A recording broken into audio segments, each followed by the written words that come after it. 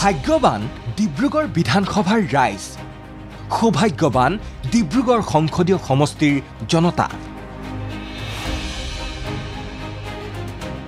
দেশ আৰু ৰাজ্যৰ ৰাজনীতিত ক্ৰমাৎ অধিক গুৰুত্ব লাভ কৰিছে ডিব্ৰুগড়ে।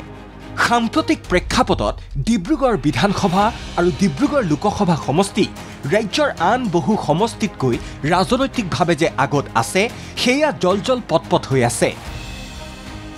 শ্ৰীমন্ত শংকৰদেৱ কলাক্ষেত্ৰৰ প্ৰেক্ষাগৃহত ডিব্ৰুগড়ৰ বিধায়ক প্ৰশান্ত ফুকনে ডক্টৰ হিমন্ত বিশ্ব শৰ্মা চৰকাৰত মন্ত্ৰীৰূপে শপত গ্ৰহণ কৰাৰ পাছতেই ৰাজনৈতিক ক্ষেত্ৰত ডিব্ৰুগড়ৰ গুৰুত্ব থকাৰ বিষয়টো আকৌ চৰ্চালৈ আহিছে। কাৰণ ডিব্ৰুগড়বাসীয়ে পালে এজন নতুন মন্ত্ৰী। কেন্দ্ৰীয় মন্ত্ৰী সৰ্বানন্দ সোণোৱাল ডাঙৰীয়া আছে। সকলোৰে নেতৃত্বত ডিব্ৰুগড়ৰ উন্নতি যথেষ্টখিনি হৈছে। আশা কৰিছোঁ আমাৰ মাননীয় প্ৰশান্ত ফুকন ডাঙৰীয়া অহাৰ পিছত বিশেষকৈ ডিব্ৰুগড় চহৰৰ আৰু বেছি উন্নতি হ'ব। ডিব্ৰুগড় সংসদীয় সমষ্টিক প্ৰতিনিধিত্ব কৰিয়েই প্ৰধানমন্ত্ৰী নৰেন্দ্ৰ মোদীৰ মন্ত্ৰীসভাত অতি গুৰুত্বপূৰ্ণ দপ্তৰৰ মন্ত্ৰী হৈ আছে প্ৰাক্তন মুখ্যমন্ত্ৰী সৰ্বানন্দ সোণোৱাল। এক কথাত টিম মোদীৰ অন্যতম সদস্য হৈ আছে সোণোৱাল। ডিব্ৰুগড়ৰ বাসিন্দা প্ৰাক্তন মুখ্যমন্ত্ৰীগৰাকী কেৱল যে কেন্দ্ৰীয় চৰকাৰতে গুৰুত্বপূৰ্ণ দায়িত্বত আছে তেনে নহয়, ভাৰতীয় জনতা পাৰ্টীৰো সৰ্বোচ্চ একাধিক সমিতিত আছে সোণোৱাল।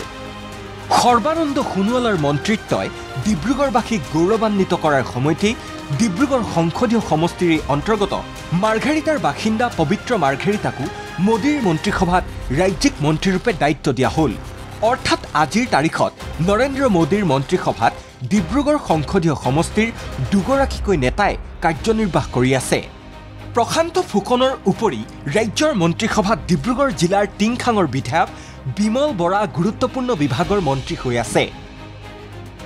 কেন্দ্ৰতো দুজন আৰু ৰাজ্যৰ মন্ত্ৰীসভাতো ডিব্ৰুগড় জিলাবাসীয়ে পালে দুজন মন্ত্ৰী।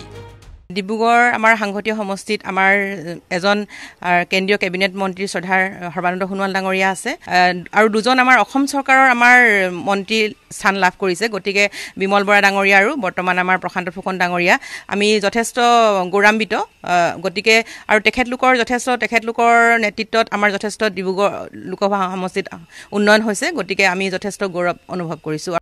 অৱশ্যে ইয়াৰ পূৰ্বেও ৰামেশ্বৰ তেলী মোদীৰ মন্ত্ৰীসভাত ডিব্ৰুগড়ক প্ৰতিনিধিত্ব কৰি ৰাজ্যিক মন্ত্ৰীৰূপে থকাটোৱে প্ৰমাণ কৰিছে দিল্লী দিছপুৰত ডিব্ৰুগড়ৰ গুৰুত্ব আৰু ৰাজনৈতিক আধিপত্যৰ কথা। আটাইতকৈ গুৰুত্বপূৰ্ণ দিশটো হ'ল যে ডিব্ৰুগড় সংসদীয় সমষ্টিৰ পৰাই ৰাজ্যসভাত আছে তিনিজনকৈ সাংসদ। লোকসভাত সৰ্বানন্দ সোণোৱাল থকাৰ বিপৰীতে ৰাজ্যসভাত সাংসদৰূপে আছে উচ্চতম ন্যায়ালয়ৰ প্ৰাক্তন মুখ্য ন্যায়াধীশ ৰঞ্জন গগৈ, ৰামেশ্বৰ তেলী আৰু পবিত্ৰ মাৰ্ঘেৰিটা। ঐতিহাসিকভাৱেও ডিব্ৰুগড়ৰ আছে ৰাজনৈতিক গুৰুত্ব, কাৰণ ডিব্ৰুগড়ৰ পৰাই কেশৱ চন্দ্ৰ গগৈ হৈছিল মুখ্যমন্ত্ৰী। News desk report ND24।